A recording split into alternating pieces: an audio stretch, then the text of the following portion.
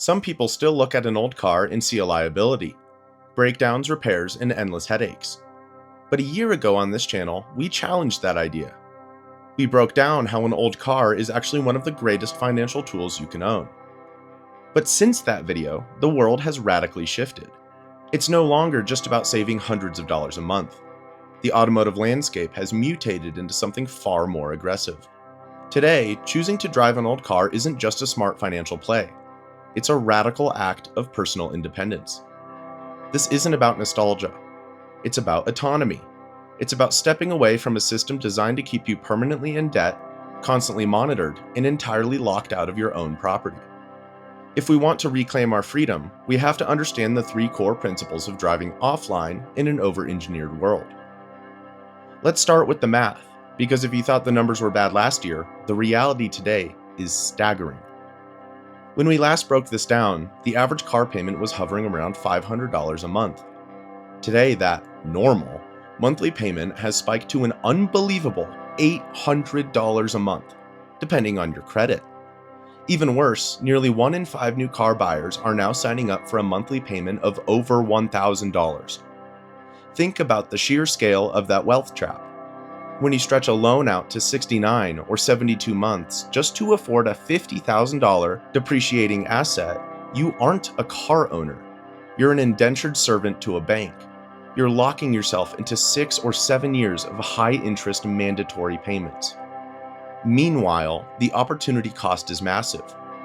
If you took that exact same $800 monthly payment and routed it into a basic index fund over those same 7 years, you'd be sitting on over $85,000 in wealth. Driving an old car is a mathematical rebellion. It's looking at these insane price spikes and saying, no, I choose to keep what I earn. But the financial trap is only the first layer.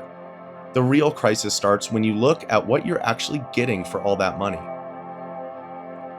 We've been conditioned to believe that new equals reliable and old equals broken.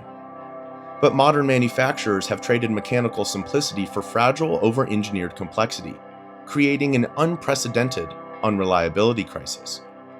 Modern vehicles are no longer just mechanical tools. They're rolling computers pushed to their absolute limits to meet regulatory standards.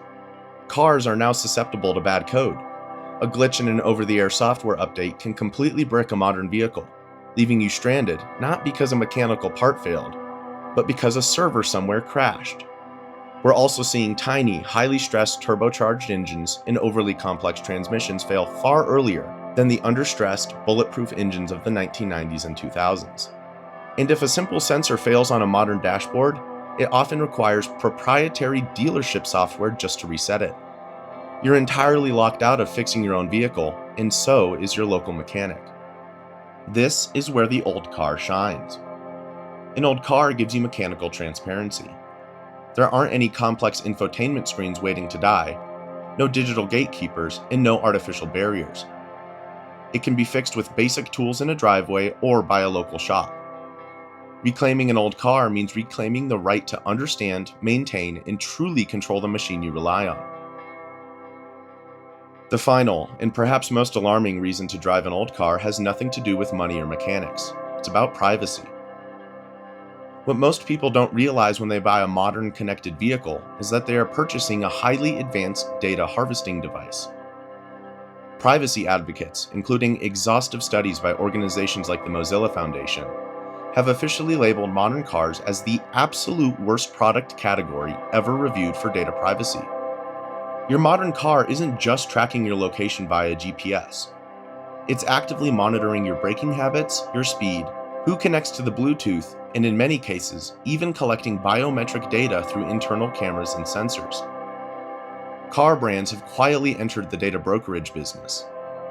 They package your daily driving habits and sell them to third parties, including insurance companies, who can use that data to secretly spike your premiums. We're seeing the rise of paywalls for physical hardware you already paid for. Want heated seats, remote start, better acceleration? Be prepared to pay a recurring monthly subscription fee just to turn on features already built into your vehicle. An old car is beautifully, safely offline.